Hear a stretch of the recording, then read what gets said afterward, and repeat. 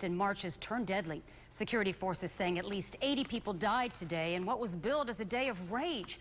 The Muslim Brotherhood defying a nationwide curfew. Instead, they're calling for daily protests, demanding a return of the country's president. And a Bay Area family is caught right in the middle of the violence. In Egypt for a wedding, the family attended a funeral instead.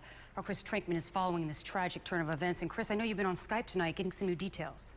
Well, Linda, I talked with Ahmed Badir in Cairo. His brother was among thousands protesting at a sit-in demonstration when he was shot as the military broke up the crowds. The horrific video is spreading through the internet of people being shot to death after a military crackdown on peaceful demonstrators in Cairo. Ahmed Badir, the former spokesman of the Council on American Islamic Relations in Tampa, was in Egypt for a wedding.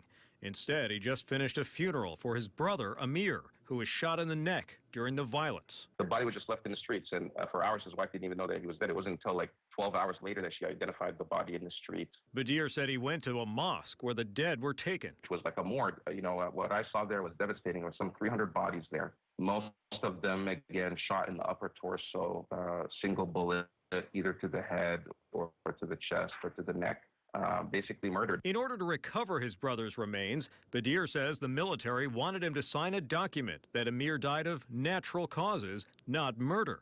Badir refused and had to wait hours before the body was released. We had to put him in the back of a truck, and we buried him with flashlights in a cemetery. It was pretty difficult. With Egypt under a curfew, Badir says it's dangerous to venture outside, as bodies can be seen on numerous city streets. It just felt like you're in some World War II movie or something, and the Nazis are stopping you, and you're like praying, hey, I hope these guys don't harass us. Badir says his family is just one of hundreds now dealing with the aftermath of the Rabat Square massacre. My brother had a wife and 2 children. Now they don't have their father.